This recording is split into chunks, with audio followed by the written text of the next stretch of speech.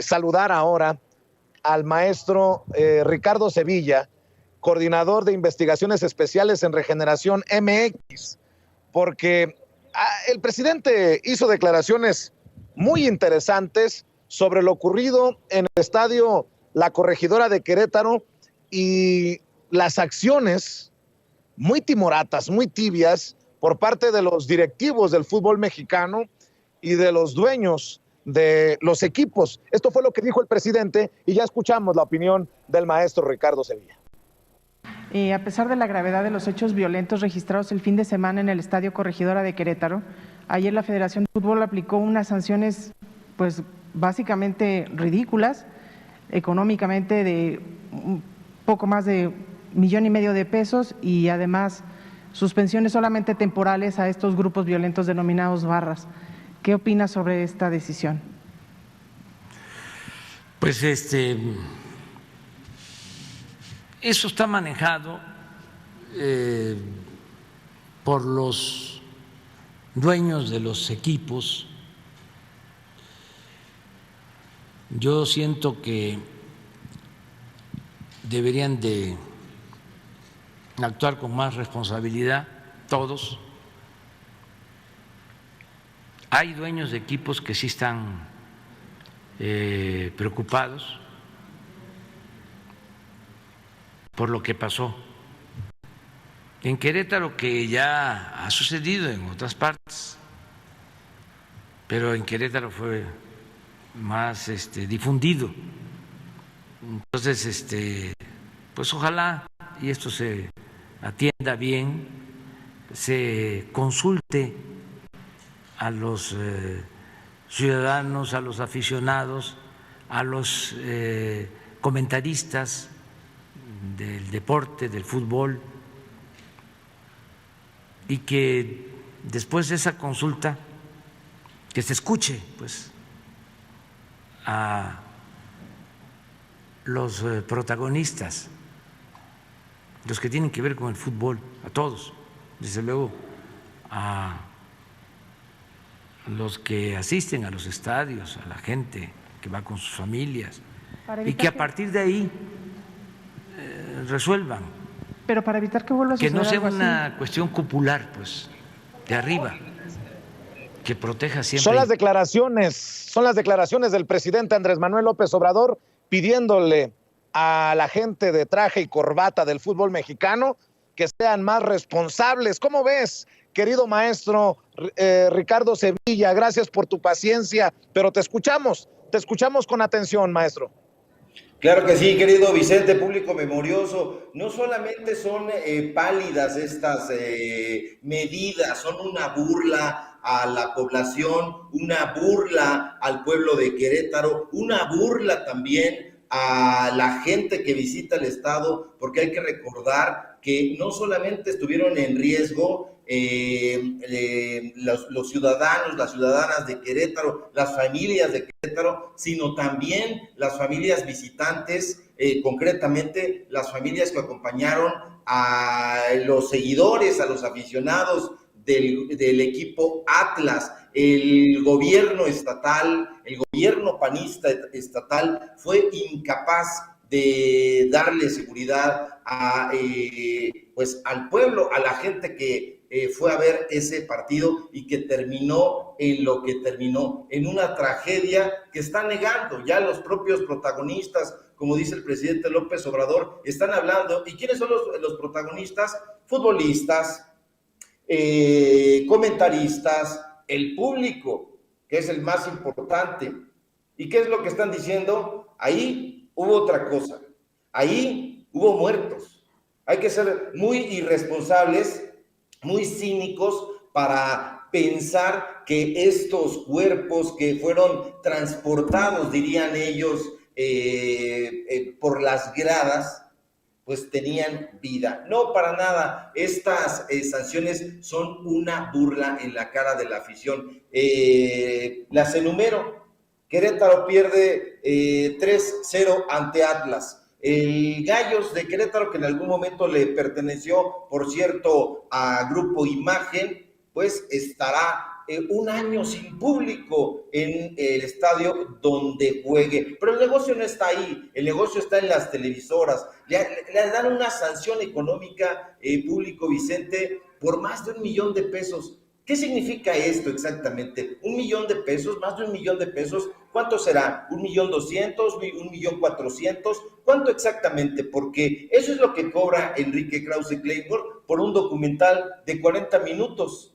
Entonces es una burla absoluta. Querétaro no podrá ingresar como años de local, un año como visitante. ¿Qué es eso? Las barras de animación. O sea, estas no son grupos de animación, son barras de delincuentes. Tienen que desaparecer, tienen que irse. Ahora, hay que poner el foco también en el equipo, en este club, porque nosotros publicamos una investigación especial a cargo de Marta Rojas en Regeneración, donde dimos a conocer los contratos del gobierno queretano con ese club, y además pusimos el dedo sobre la llaga. Ese dedo sobre la llaga quiere decir que el dueño real de ese equipo es Jorge Hank Ron, del Grupo Caliente, y eso no se está hablando en los medios de comunicación corporativos, pero no solamente en los medios de comunicación corporativos, sino también entre los otros pasguatos que se dicen que son periodistas y no lo son otra cosa menos eso. Ahí hay gato encerrado, y ese gato encerrado tiene que ver con el Grupo Caliente. Y el Grupo Caliente, ¿qué es? Bueno, pues es deportes y entretenimiento, sociedad civil, y se han estado vendiendo una y otra vez el mismo equipo. Nosotros en ese reportaje publicamos las fotografías donde está Jorge Hank Ron. ¿Quién no lo conoce? A este personaje truculento que también es dueño de otro equipo, de los Xolos. Yo creo que no han tenido nuestros compañeros periodistas ese prurito de asomarse a la Liga MX, que además tiene participación española, y eso les ha valido un cacahuate, porque es BBVA. ¿Sí? Entonces, si nosotros entramos a la página de esa Liga MX, vamos a encontrar atestado de el grupo de apuestas que comanda Hank Ron, de Caliente. Están ahí las imágenes, y es increíble que no se haya dado a conocer o que se esté diciendo. Ahora, ¿quién es Mikel Arriola? Mikel Arriola es este personaje que estuvo al frente de la COFEPRIS y que ahí hizo truculencias. Una de esas truculencias tuvo que ver con dar la aprobación de una vacuna contra el dengue, por ejemplo, ¿no? La aceptó, y se dieron cuenta ulteriormente que estaba dañando más que mejorar a la población. Pero eso no se dice. También las cosas que realizó junto con su predecesor en el Instituto Mexicano del Seguro Social, pues con la venia del sindicato de esa institución, dieron contratos millonarios, y que dieron a conocer, por cierto, en Animal Político, pero ya no se acuerdan los de Animal Político, ya se les olvidó, no han aparecido los apuntes biográficos de este personaje que hizo una campaña también baja con recursos de esa institución, donde salió de licencia para ir a contender directamente por la jefatura de gobierno en 2018, pero ya tampoco se acuerdan. Sembró calumnias en contra de la actual jefa de gobierno, Claudia Sheinbaum, pero no se dice. Hay que tener memoria, y por eso yo siempre me refiero al público memorioso. ¿Quién está detrás de Gallos Blancos de Querétaro? Pero ¿quién está también detrás del negocio del fútbol, del negocio de este deporte que le ha salido tan caro a la población mexicana? Este ya no es un deporte del pueblo, es un deporte de casas de apuestas, de corporativos nacionales y multinacionales. Ninguno de los patrocinadores, y lo digo, no crean que son patrocinadores, sino al contrario, son los descarados. Banca Firme, Boeing, un montón de empresas, sacamos el tuit en su momento, no se han pronunciado y han dicho, los vamos a castigar, no les vamos a dar publicidad, no queremos que nuestra marca esté publicitando a un club que tiene la playera manchada de sangre. No lo han hecho, querido público memorioso, y no lo van a hacer. La administración de Curi no solamente está haciéndose la socarrona, sino está ocultando la información como suelen hacer los gobiernos panistas. No vemos a Ricardo El Cerillo Anaya pronunciándose a propósito de esta fatalidad.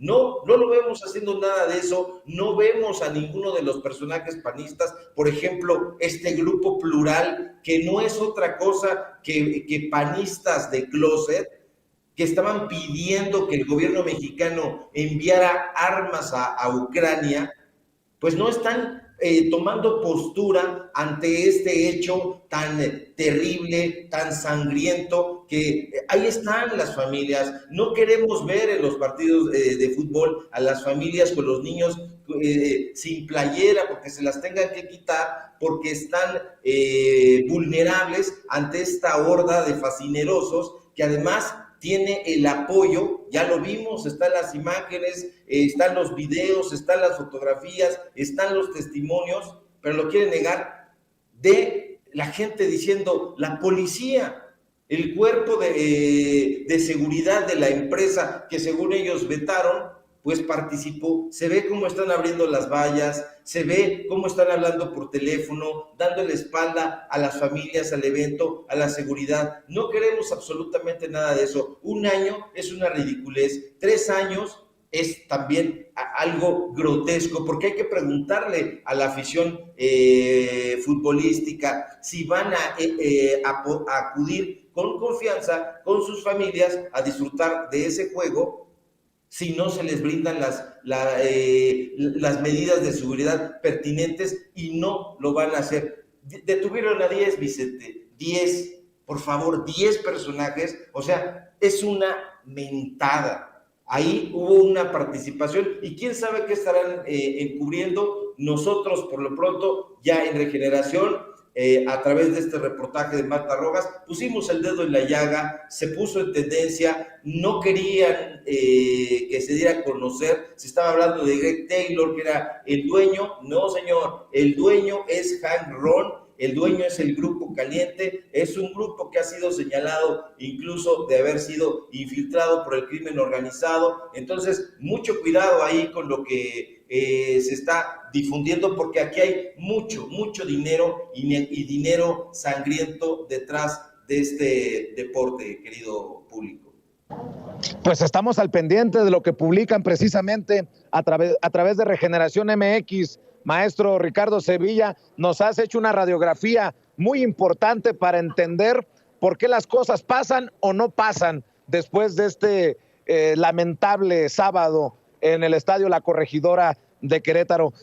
Querido maestro, yo nada más voy a decir para cerrar, este sería mi editorial, toda mi solidaridad, le mando un abrazo solidario al estimado Adolfo Ríos, a quien tengo el gusto de conocer y siempre ha sido un tipazo con este servidor. Al final es mi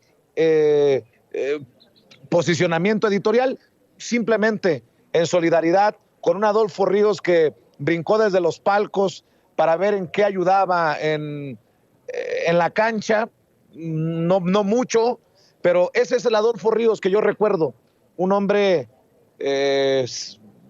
muy decente, y le decía, un abrazo solidario, que creo que de los que tendrían alguna responsabilidad, el menor, pero desafortunadamente ahí está la situación. Querido Ricardo, ¿por qué no cerramos invitando a la gente para que te apoye en Regeneración MX, que te apoye en Tiempos de Canallas, que te apoye en los datos duros, que esté también al pendiente de lo que publicas en Twitter, en tus redes sociales, querido Ricardo?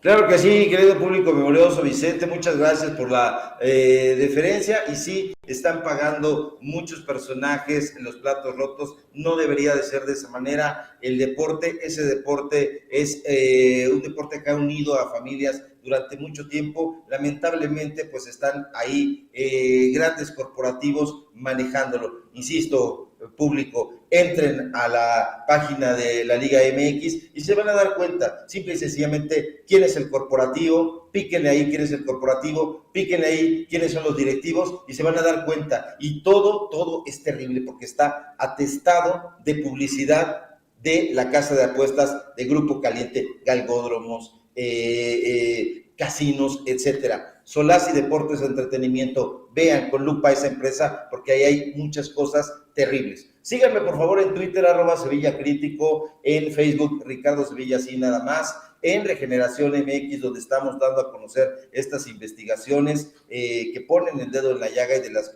cuales no quieren dar a conocer los medios de comunicación corporativos. Y síganme por favor también en los datos duros. Hoy tenemos programa de 4 a 5:30 y se va a poner muy bueno. Y acá nos encontramos en breve, querido público memorioso. Vicente, un fuerte abrazo. Igualmente, mi querido Ricardo, nos vemos muy pronto aquí en Sin Censura o para el café, si así nos dan nuestras ocupaciones. Te mando un abrazo, querido Ricardo. Estamos en contacto. El maestro Ricardo Sevilla, coordinador de investigaciones especiales en Regeneración MX.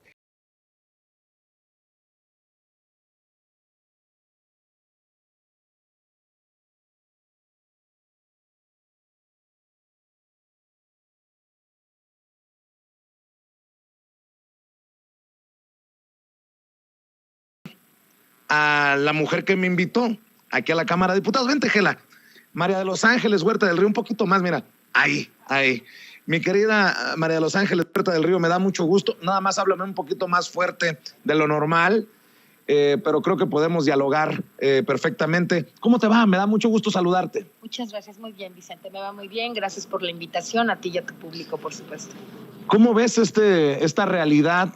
Una oposición que le apostaba al infierno ayer y resulta que más de 75,000 mujeres, en su gran mayoría, no podemos decir que todas, salieron en santa paz. Así lo reportábamos nosotros. Tenemos, de hecho, por ahí imágenes que tiene don David, exclusivas de Sin Censura, que estuvimos recogiendo, y resulta que las mujeres sí quieren paz. Es más, muchas se dedicaron a repartir flores entre señoras de la limpieza, entre mujeres policías, y esto es una bofetada a esos que le apuestan a la violencia, que le apuestan a lo peor con el gobierno del presidente Andrés Manuel López Obrador.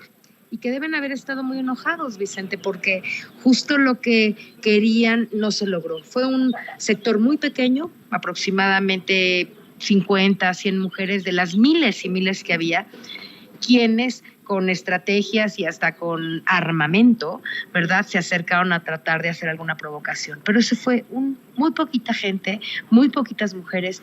Como tú lo estás diciendo muy bien y lo dijo hoy el presidente, el 99% de las mujeres de México marcharon pacíficamente pidiendo reivindicaciones muy legítimas, aunque yo insistiré siempre en que las mujeres de México hoy no deberíamos de ser tratadas por nosotras mismas como víctimas solamente, sino como mujeres capaces de enfrentar la violencia, de resolverla, de pensar que otras cosas podemos articular como estrategias para no vivir con quienes eventualmente pueden abusar de la vida de una persona. Otra vez lo repito, como te lo dije ayer, el 70% de las mujeres o más de los feminicidios que hay en este país son cometidos por parejas, pretendientes, exparejas, exmaridos o gente conocida de cada una de estas mujeres. Esto significa, ese dato es muy grave, y significa que algo las mujeres tenemos que seguir haciendo para evitar que ese señor con el que viviste 10 años,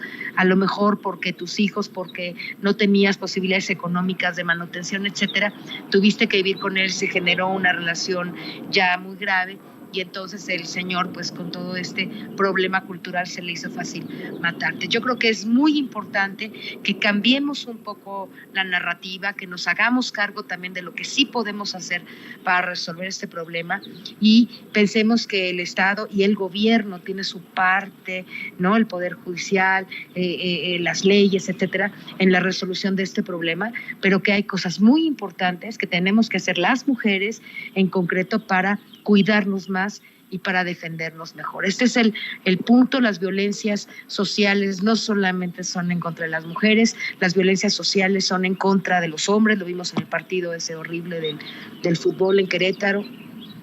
Y hay toda una dinámica social que se tiene que resolver desde las casas, desde las familias, como hoy decía el presidente, ¿no? Dice, yo seguiré insistiendo en que los abuelos y los padres regañen a sus hijos. Pues es una metáfora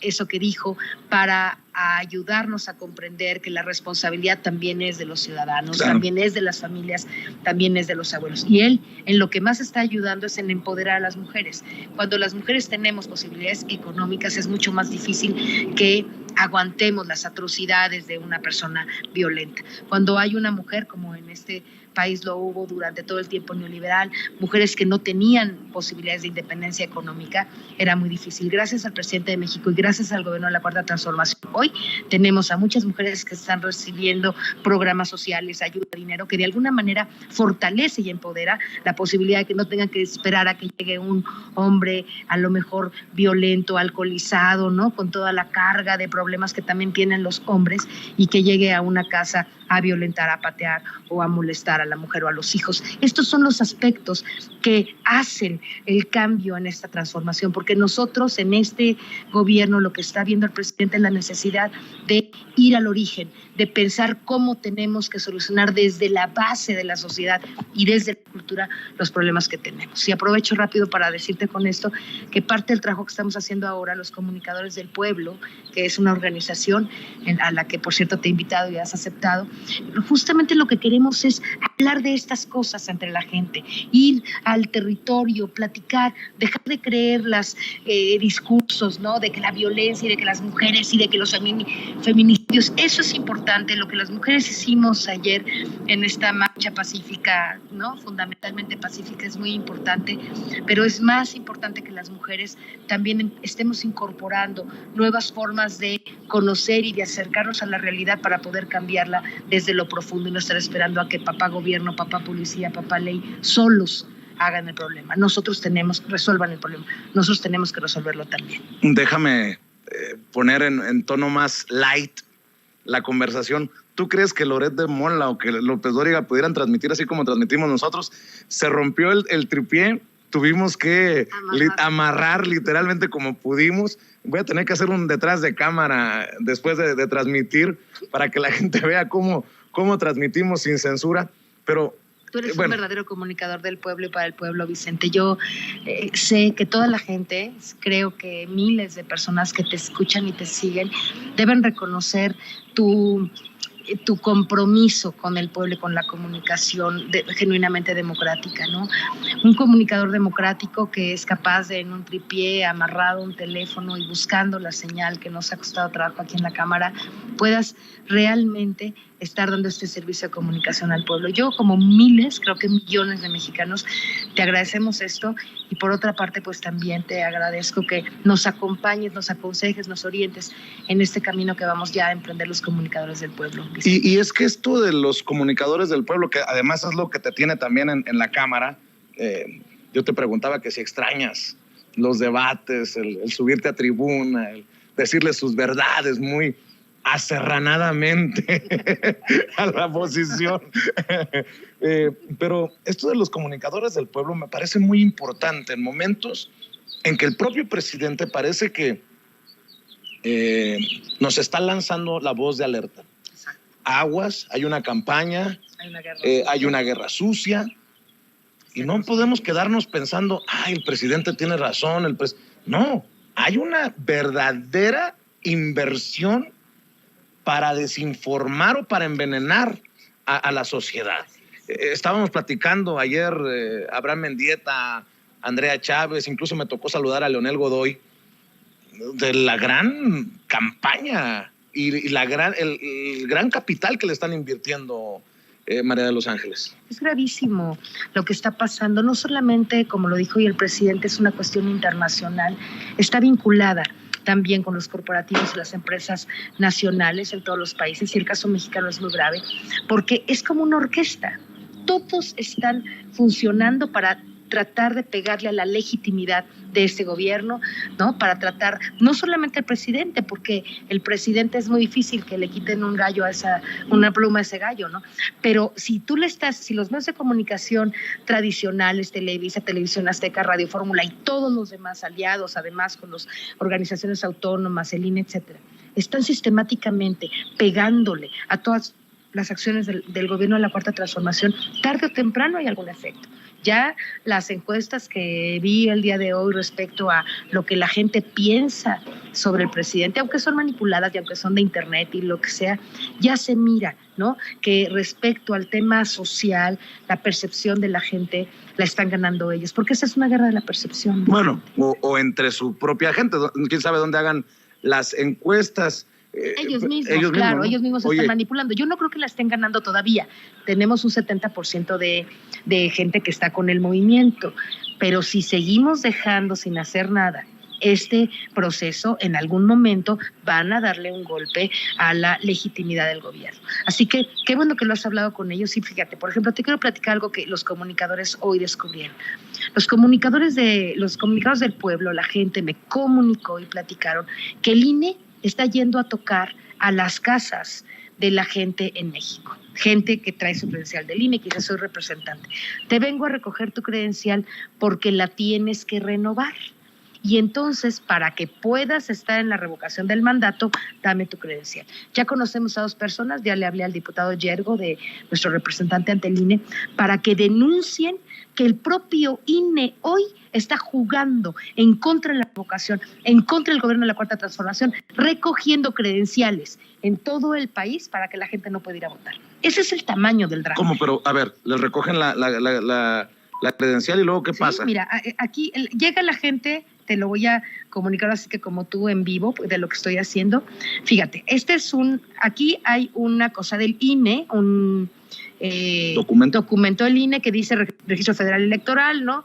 Tal notificación para los ciudadanos y los ciudadanos. Entonces, esta notificación dice que al respecto, para la revocación del 10 de abril se llevará a cabo, como todos saben, la consulta será el 10 de abril, y entonces ellos están viniendo a las casas, porque se modificaron los lineamientos para lo de la credencial, y quien tenga una credencial que ya se vaya a vencer, entonces que le entreguen y no van a poder ir a votar la revocación del mandato. Eso es lo que dice este documento que está llegando a las casas de todas las personas. Y ahorita un compañero llamado Jesús del Estado de México me dijo, vinieron con el documento y pues yo ya les entregué mi credencial porque no sabía. O sea, ese compañero ya no va a poder votar en la revocación del mandato. ¿Cuántas miles o millones de personas hoy el INE se está acercando a sus casas a recogerle la credencial con el argumento de que ya no les va a servir para votar? A lo mejor son millones. ¿Quién lo sabe? Bueno, la estructura de los comunicadores del pueblo nos va a poder, yo a mi vez acabo de transmitir este mensaje a el representante del Instituto Nacional Electoral para que él a su vez haga esta queja ante el INE y me acaba de decir que van a poner la queja. Bueno, ¿tú crees que Loret de Mola? ¿Tú crees que Carmen Aristegui, tú crees que alguien de esos comunicadores va a denunciar que el INE está haciendo una trampa al ir a la casa de las personas a recoger la credencial? ¿Tú crees que lo van a hacer? No, ¿verdad? No lo van a hacer, porque están recogiendo esas credenciales. No sabemos si hay mucha o poca gente en todo el país. El INE. Pues qué denuncia tan fuerte, Gela, y vamos a esperar a que Mario Yergo presente esta denuncia ante los integrantes precisamente del Consejo. Y a ver, Gela, ¿hacia dónde va esto? Lo hemos platicado a veces sin censura, afortunadamente ya lo hacemos frente a frente, en persona, y yo me pregunto, ¿hasta dónde están dispuestos a llegar con tal de que el presidente Andrés Manuel López Obrador no cumpla con sus objetivos, con sus promesas. Hoy precisamente, creo que fue hoy o ayer, ya a veces me confundo en qué mañanera, le plantean al presidente que hay una disposición judicial, una orden para que se detenga lo del Tren Maya. Dice el presidente, pues vamos adelante, pero la realidad es que sí hay también una batalla legal para tratar de ponerle el pie como una zancadilla a ese gobierno. ¿Hasta dónde estarán dispuestos a llegar? Pregunto yo, María de los Ángeles Huerta del Río, porque el presidente se ha detenido mucho en hablar de un golpe blando, una intentona de la guerra híbrida, pero no podemos ser inocentones, no podemos voltear para otro lado. Tenemos que hablar de estos temas que son difíciles, complicados, porque no vamos muy lejos. Hasta están jugando con la falta de información de muchas personas. Si es ratificación o es revocación y la gente no vaya a votar por revocar al presidente en lugar de ratificarlo, ¿no? Mira, es muy importante lo que estás diciendo y quiero ilustrarlo con una frase, con un concepto que Lula da hay un documental muy importante que le recomiendo a la gente que vea, que se llama El filo de la democracia. Una periodista le pregunta a Lula qué es lo que cree que fue su peor error, ¿no?, en el transcurso del gobierno que generó, después del gran gobierno de Lula, 8 años en Brasil, el impeachment o el derrocamiento de Dilma Rousseff y al mismo tiempo el encarcelamiento de él por más de 18 meses. Y él le contestó a la periodista, le dijo, creo que mi principal error es no haber mandado al Congreso de Brasil las leyes que impidieran el poder que 9 familias a través de los medios de comunicación de Brasil, TV Globo y otras empresas que tú seguramente conoces, hicieron en contra del pueblo brasileño y en contra del gobierno democrático. Ese es el tamaño del problema. El presidente de México está en su papel, está diciendo, creo yo, pues lo que tiene que decir una persona institucional que entiende el tamaño, la investidura de su rol, ¿no? Pero yo creo que sí hay una guerra blanda, creo que sí hay una guerra sucia abierta contra el presidente de varios poderes de la Unión. Uno, ya lo mencionaste, es el Poder Judicial, de todos los jueces que están tratando de impedir desde la vía legal los proyectos del presidente. La otra parte de esta guerra la componen los órganos autónomos, en donde ya uno de ellos declaró hace poco, el de competitividad, que no debería de construirse el Tren Maya, ¿no? Ya abiertamente en contra de la propuesta del presidente y otras cosas en contra. El Instituto Nacional Electoral recogiendo credenciales para que la gente no pueda ir a la revocación del mandato, poniendo una fecha muy complicada porque inicia Semana Santa, Domingo de Ramos, haciendo todo lo posible, todo poniendo solamente una de 3 casillas que eran obligatorias, y hay gente que tendrá que caminar hasta 2 o 3 horas para encontrar una casilla si quiere ir a la revocación. El INE operó claramente en contra de que la revocación del mandato sea un éxito. Tenemos, además de los órganos autónomos, tenemos el Poder Judicial, tenemos medios de comunicación llamados el Cuarto Poder, que efectivamente lo son, sobre todo los medios de comunicación abiertos. Mira, en México la gente, solamente el 30% de las personas, un poquito más, tiene acceso a las redes sociales. El 50% de las personas en México solamente pueden ver la televisión. 50%. Y en México, aunque tengas internet, etcétera, el 75% de las personas ven la televisión abierta y escuchan la radio, más del 50% de las personas. Tengo ese diagnóstico, estoy escribiendo un diagnóstico amplio del consumo de medios en México y te digo, qué bueno que hay redes sociales, qué bueno que hay tu programa y muchos otros, pero si no abordamos el problema de manera integral, comprendiendo la fuerza que tienen las empresas y los corporativos mediáticos para influir en la percepción y confundir, como tú lo acabas de decir, en la percepción de las personas, no estamos entendiendo que esta guerra sí se está operando y que el Estado y el gobierno necesitan reaccionar de manera más contundente. El gobierno, los poderes, ¿cuáles son los poderes en favor del gobierno? Bueno, tenemos a la mayoría de los diputados de Morena, que ojalá estén haciendo todo lo que tengan que hacer para reaccionar ante esto.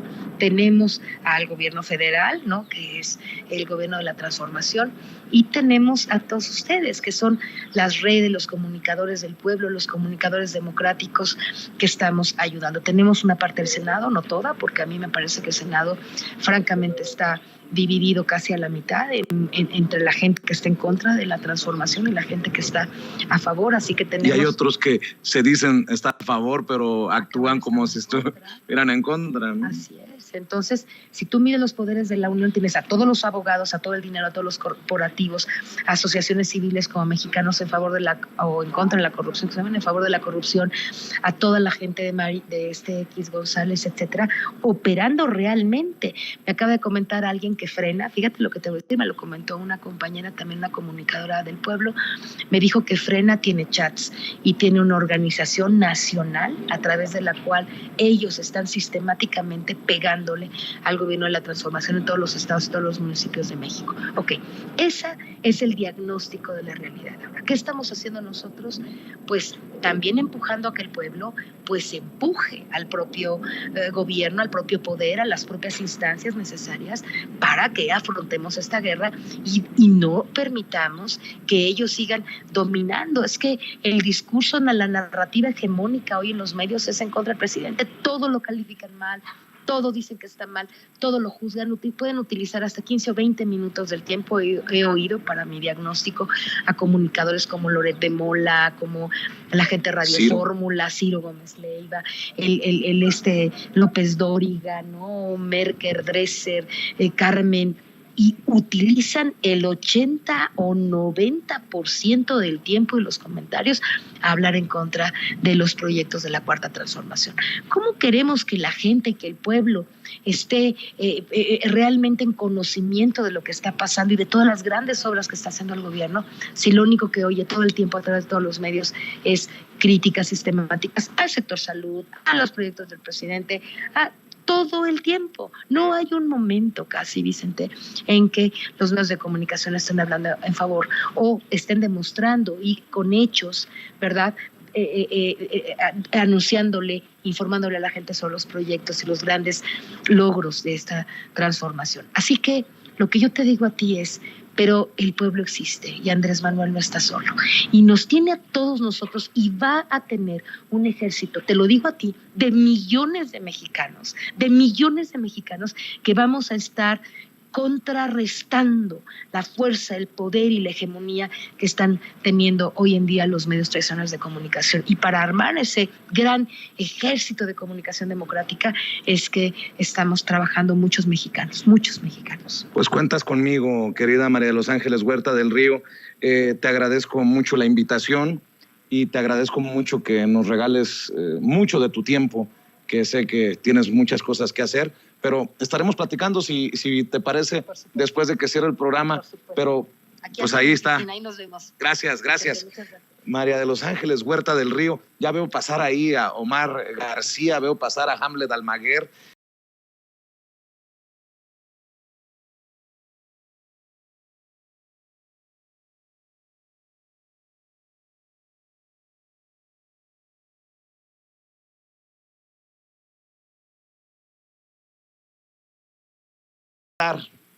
Déjeme saludar ahora a dos amigos, a la querida Meme Yamel y al sensei Ramiro Padilla Tondo para la mesa de diálogo, pero antes, lo que dijo el presidente hoy sobre Azucena Oresti, la conductora estrella de Milenio, mujer que tiene un micrófono en la radio nacional y proyección también en la televisión en nuestro país. Hoy el presidente Andrés Manuel López Obrador exhibió precisamente el sesgo de lo que publica esta comunicadora Azucena Oresti, que ya también respingó, ya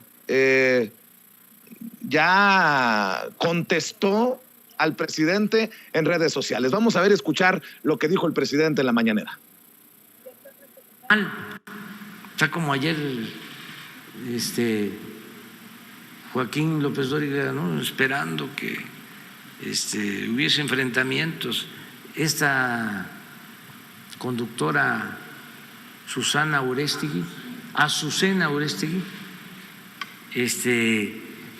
transmitiendo en vivo. Bueno, cuando se trata de una movilización así, transmiten en vivo todos los medios. Es como cadena nacional.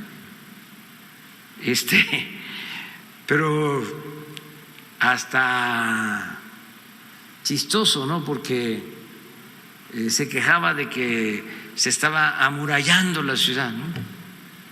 ¿No tienes ahí su texto?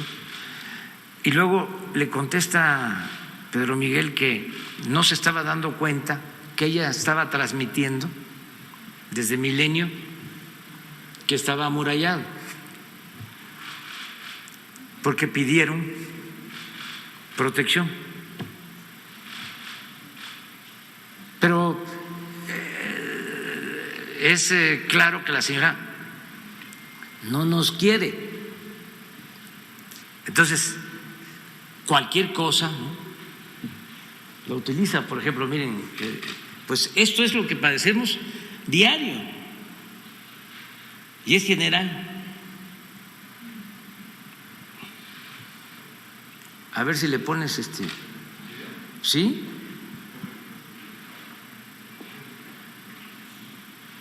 Exhibiendo el sesgo de Azucena Auréstegui, que le decía, ya respondió en redes sociales, en Twitter. Dice la conductora de Milenio: no, señor presidente López Obrador, yo no recibo consigna, no estoy a favor de grupos de intereses creados, le pido de la manera más respetuosa mostrar las pruebas de sus dichos. Bueno, Azucena, nada más voy a contribuir con decir que ayer o antier andabas moviendo una campaña de Sí por México, de Claudio X González. No hay consigna, no hay línea, no está a favor de grupos de intereses creados. Bueno, decía mi nana, que en paz descanse: no hagas cosas buenas que parezcan malas, ni malas que parezcan buenas. Déjeme saludar a la querida Meme Yamel, nuestra corresponsal precisamente en las mañaneras en Palacio Nacional. Tanto tiempo sin verte, querida Meme, un abrazote. Tanto tiempo sin verte, mi querido Vicente, tanto tiempo. Mira, ya te extraño. ¿Cómo están? Le mando un beso a mi querido Ramiro, que a él sí no lo he visto, y que tenemos pendiente ahí una visita a Las Pasitas, pero no quiere venir, mi querido Ramiro. Mi querido Ramiro, ¿cómo estás? Al sensei, al maestro Ramiro Padilla Tondo, también le mando un abrazo. ¿Cómo estás, Ramiro? Muy bien, ya estoy con un pie en el avión para irme a Monterrey. Vamos a ir a educar a los fachos en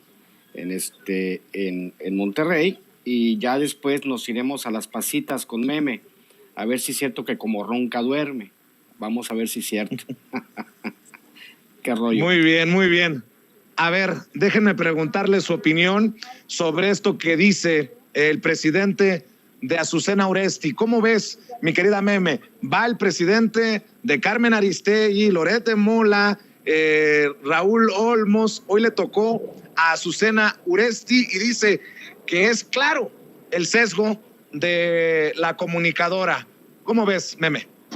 Pues es que sí es claro el sesgo de la comunicadora, nada más que no les gusta que se los recuerden, ese es el tema. Valdría la pena que hiciéramos un comparativo, lo hacía yo hace un ratito, de cómo cubrieron o cómo cubren las notas relacionadas con el gobierno de Nuevo León. ¿Por qué me refiero al gobierno de Nuevo León? No porque yo sea fan de Fosfolandia, sino porque estamos hablando de Grupo Multimedios, un grupo del norte, que por supuesto recibe un financiamiento del gobierno del estado de Nuevo León. Y hago la comparativa con lo siguiente. Uno, el día de ayer el Palacio de Gobierno de Nuevo León fue vandalizado, hubo manifestación también allá feminista, incendiaron el Palacio de Gobierno, entraron, no hubo vallas, no hubo absolutamente nada. El gobernador responde que él va a hacerse cargo, que él va a pagar de su bolsa las reparaciones del Palacio de Gobierno, pero yo quiero ver que esto lo analicemos a corto y a mediano y a largo plazo. A corto plazo, el día de ayer Azucena Auréstegui informó la nota, no editorializó, ni a favor ni en contra, porque ni siquiera editorializó, no dijo absolutamente nada, si el gobierno había o no, solamente se limitó a dar la nota y decir ya está controlado, no dijo que las mujeres estaban en contra y que odiaban y que se había desatado la furia de las mujeres en el estado de Nuevo León, no lo mencionó, algo distinto a lo que menciona cuando se refiere a la misma protesta, pero hacia el gobierno federal. Y yo quiero ver qué va a pasar en un año, porque estamos obviamente claros que financiar o pagar a tu bolsillo, hablemos de Samuel García, pagar las reparaciones a Palacio de Gobierno, pues quizás podría hacerlo un año, pero ¿lo va a hacer los años siguientes? ¿O el año siguiente ya va a haber algún tipo de protección al Palacio de Gobierno? Quiero ver qué va a decir ahí Azucena Oresti. Quiero ver qué va a decir al respecto. Estoy comiéndome las ansias, ya quiero que sea 8 de marzo del 2023 para probar la hipótesis que tengo, porque hasta el momento Azucena Oresti ha comprobado que sí tiene una línea. ¿Y de quién es la línea? Pues de la editorial, de quién le paga, de la mesa de información. Liberen a Azucena Oresti de ese pago y entonces vamos a ver qué hace realmente Azucena Oresti. Yo no vi ayer a Azucena Oresti en la marcha, tengo que decirlo. A quien sí vi ayer fue a Fernanda Tapia, ella sí andaba por allá, pero no la vi a ella. Me parece muy curioso porque ella solamente fue a la marcha del 2019, ¿no es cierto? Fue la de 2020, a la marcha en la que me la encontré junto con Adela Micha, una marcha que fue muy pacífica, pero ¿por qué no fue a la de ayer, Azucena Oresti, si ella tan activa es con esto? Y a lo que quiero llegar es que solamente hablan de lo que les conviene y no tocan lo que no les conviene. De que tiene línea, es tiempo de que lo acepten, no es que esté bien o esté mal, pero si no lo aceptan públicamente es porque hay algo que no huele bien, y creo que eso es lo que deberíamos de debatir.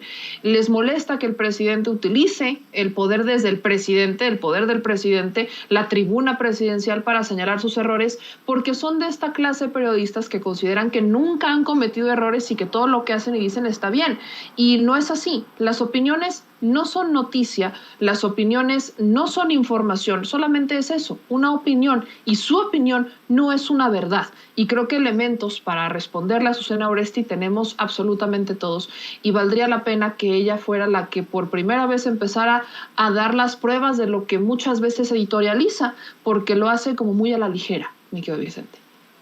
Así es, y bueno, ya que decías que no habías visto a Azucena Oresti en la marcha, pues yo tampoco, y conste que yo andaba ahí, me tocaron mentadas de madre y hasta intentos de agresión por parte de algunas de las muchachas. Lo menciono nada más para que quede registro de esta situación, porque los grandes periodistas, ¿cómo se van a arriesgar a esas mentadas de madre, hombre? Ellos están cuasi tocados por Dios. Pero mi querido Ramiro Padilla Tondo, el presidente ahí va, como dicen, cortando parejo. Y hoy le tocó a Azucena Oresti, pues que obviamente se dice víctima en redes sociales del autoritario, del aprendiz de dictador, como le llama Loret de Mola. Nótese mi sarcasmo.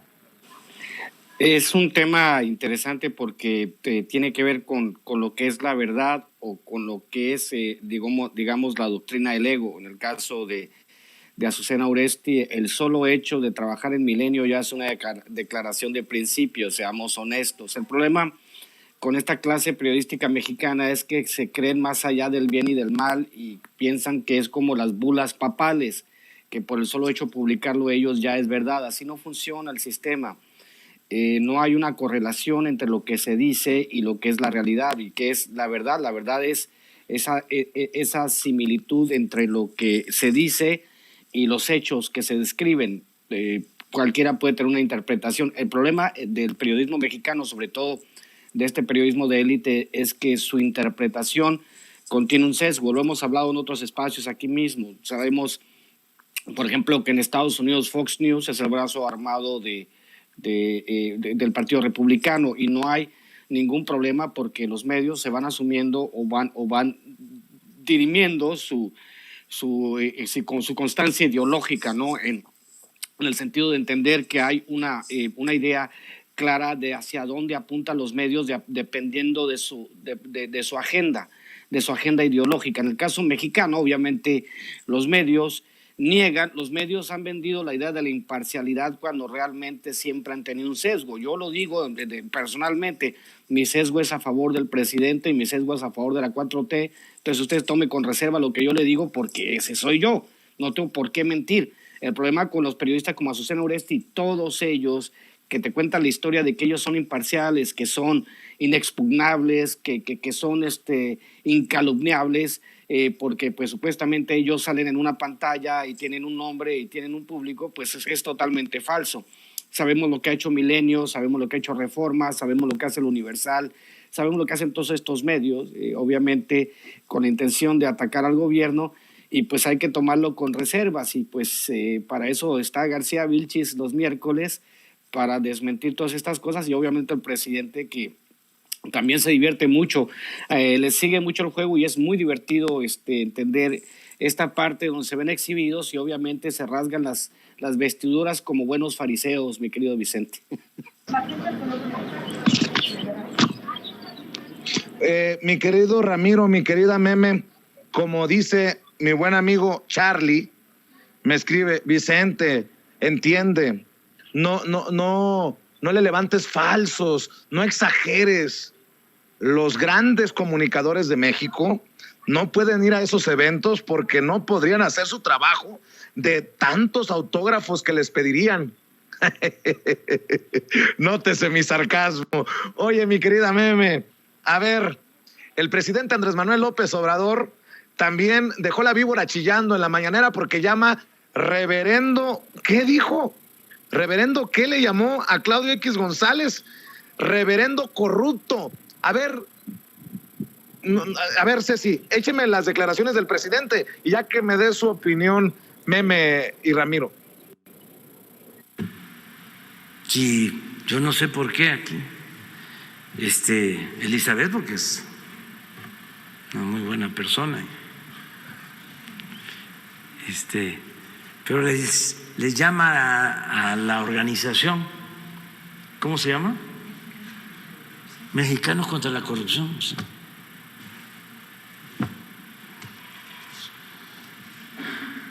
Son mexicanos a favor de la corrupción. Hasta en eso son falsos.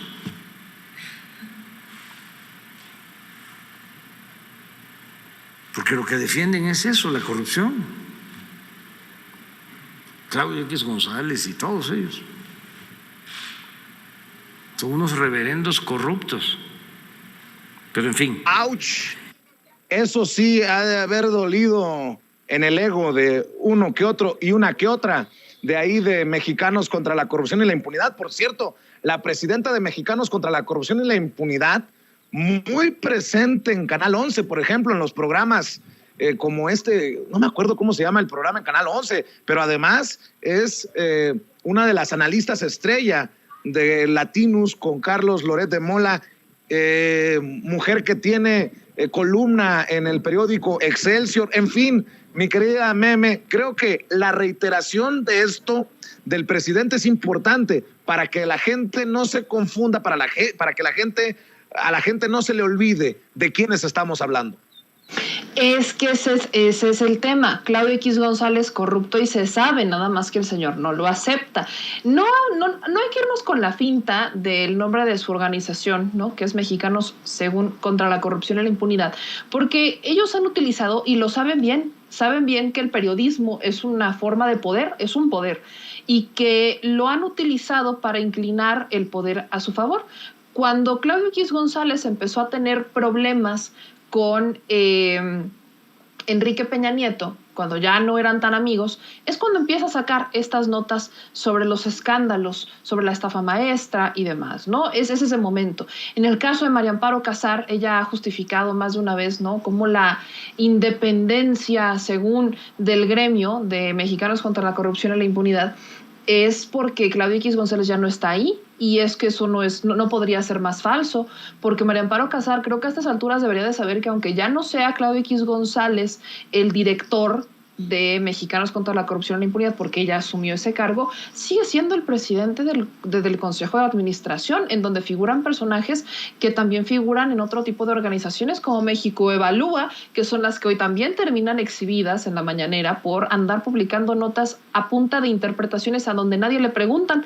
O sea, interpretan y juntan varios delitos en uno solo y entonces dicen, ahí les va. O sea, creo que lo que es importante que entienda la audiencia es cómo han utilizado el poder de la prensa para incidir en la opinión pública. Y lamentablemente, a las personas a las que más logran manipular son personas que sí tienen estudios, son personas que sí tienen una licenciatura, pero que de alguna manera siguen creyendo con fe ciega lo que dicen estos medios porque se han generado un prestigio que yo dejaría entrecomillado. A mí me parece muy lamentable que existan personas que tienen estudios que sigan siendo ignorantes, porque hoy más que nunca me queda clara que la ignorancia no es algo que se erradique solamente con educación escolar o académica, sino que hace falta mucha cultura en casa, mucha educación en casa y promover el criterio propio. De alguna manera también celebro que María Amparo Casar siga teniendo espacios, fíjense, porque contrario a lo que ella misma dice, tiene libertad de expresión. María Amparo Casar no puede decir que no hay libertad de expresión en este país porque ella está en espacios pagados por el gobierno, como lo es Canal 11, dando su opinión. Ella sigue publicando, ella sigue hablando, a ella nadie la ha censurado. Entonces, creo que el mejor ejemplo de que existe libertad de expresión en este país y de en dónde está la desinformación y de qué es lo que está pasando, lo da María Amparo Casar. Mientras en los propios espacios públicos miente, critica y cuestiona, el gobierno le sigue dando libertad de expresión. Así que yo por eso pongo sobre la mesa, ¿en qué momento dicen que este gobierno es un gobierno que censura, es un gobierno dictador? ¿De dónde lo sacan? Porque creo que ni siquiera ellos se terminan de creer lo que dicen públicamente. Así es. Oye, Ramiro, está buena esa de reverendos corruptos, ¿no? El presidente se pinta solo para esas cosas. Pues es que en el caso de Claudio X González hay que recordar su historia, sobre todo cuando era presidente de las asociaciones civiles. Un simple clic en internet te muestra que el señorito Nini, bueno, para nada, se pagaba casi 9 millones de pesos de salario al mes. ¿Cómo te vas a pagar siendo millonario casi 9 millones de pesos al año de tus asociaciones civiles? Obviamente, cuando empezó a subir la burbuja, Claudio X González renunció, ¿no? Porque obviamente hay que saber que esto de las asociaciones civiles, los fideicomisos, era una manera de no pagar impuestos, porque de toda la vida los señores de Kimberly-Clark le buscaron la vuelta al sistema para no pagar impuestos. A estas alturas del partido, lo que a mí mucho me llama la atención, sobre todo con la intelectualidad mexicana, porque recibieron muchos millones de pesos y todos estos camaradas, los que salen, como dicen, en primer plano, en el Canal 11 y todos ellos, personas que supuestamente son súper preparadas y no les alcanza para hilar 2 frases completas, no les alcanza. O sea, todo se reduce a dictador, Venezuela, Cuba. Y entonces uno dice, pues ¿dónde chingados estudiaron? Y si ¿dónde estudiaron para demandarlos? Porque les enseñaron todo absolutamente al revés.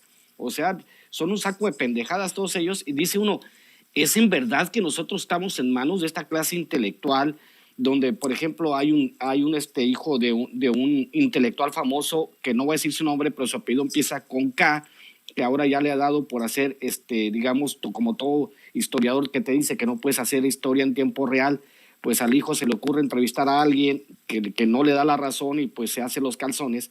Todo este tipo de personas, todo este tipo de tontos.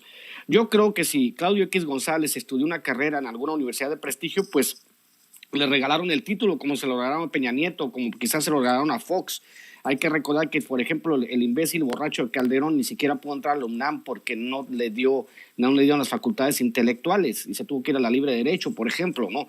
O sea, tenemos a toda esta bola de gañanes, de tontos, de personas que piensan que tienen la verdad, pero no son capaces de estudiar y ponerse a leer cómo funciona el asunto. O sea, no hay, por ejemplo, una escuela de pensamiento mexicana donde uno diga, o sea, los mayores filósofos de México son argentinos y se llaman Atilio Borón y Enrique Dussel, por ejemplo, pero de estos cuates, estos cuates de la intelectualidad mexicana, de ellos, no hay un solo libro que valga la pena.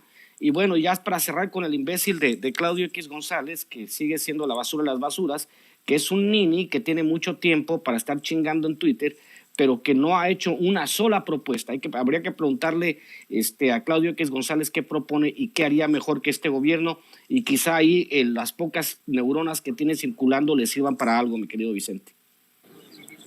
Para cerrar, Meme, mi querido Ramiro, ¿por qué no nada más para que quede constancia? Pues no decían que es un desastre el gobierno del presidente Andrés Manuel López Obrador, y ahora se ven cada vez más estadounidenses cruzando hacia México para llenar el tanque de gasolina. Así las cosas, con un conflicto al otro lado del mundo y con los precios precisamente del combustible, de la gasolina, más económicos en la frontera de este lado mexicano. ¡Qué desastre este gobierno, Meme! Nótese mi sarcasmo. Qué bueno que me toca ese vals, porque yo no quiero perder la oportunidad de seguirlo diciendo. Es justamente esto que estamos viendo, el resultado de la política pública implementada por esta administración con los famosos impuestos especiales.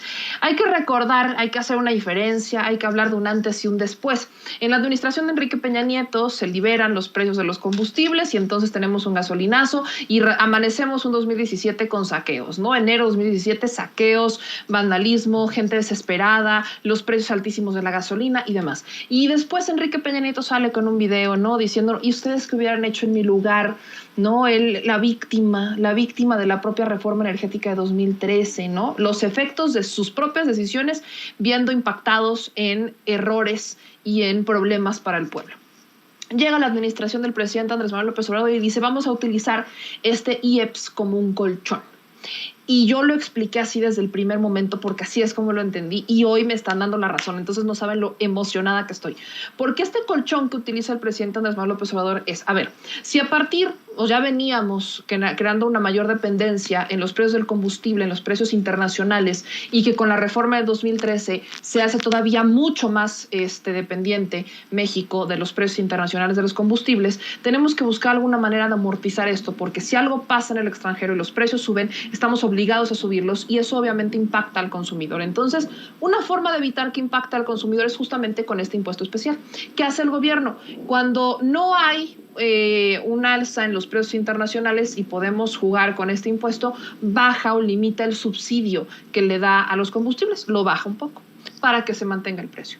Cuando suben los precios internacionales, entonces el gobierno inyecta subsidio y incrementa este subsidio para evitar que impacte el precio de los combustibles en el consumidor. Así es como funciona el IEPS. Esta es la política que implementó la administración de Andrés Manuel López Obrador a través de los subsidios. Sí se sigue subsidiando el combustible y se sigue subsidiando para evitar que el consumidor pague el costo final. Obviamente hay incrementos que van por el tema de la inflación. La premisa de esta administración es no va a haber incrementos más allá de la inflación. Entonces, obviamente, si la percepción que tenemos del dinero no es la misma y el dinero no vale lo mismo, pues obviamente habrá un incremento. Pero lo que busca esta administración es, al inyectar o dejar de inyectar el subsidio, equilibrar el precio para que el consumidor no pague el costo final, ¿no? Entonces, el canciller Marcelo Ebrard, cuando estaba en Los Ángeles, pone, ¿no?, una foto de cómo está el precio del combustible. Y hemos recibido comentarios en nuestros canales de cómo nos dicen, es que, por ejemplo, en Alemania está en $50 o $5, me decían, el precio de del combustible. Y obviamente sube, y sube, y sube, y sube, y sube, y sube, y en México se mantiene moderadamente estable.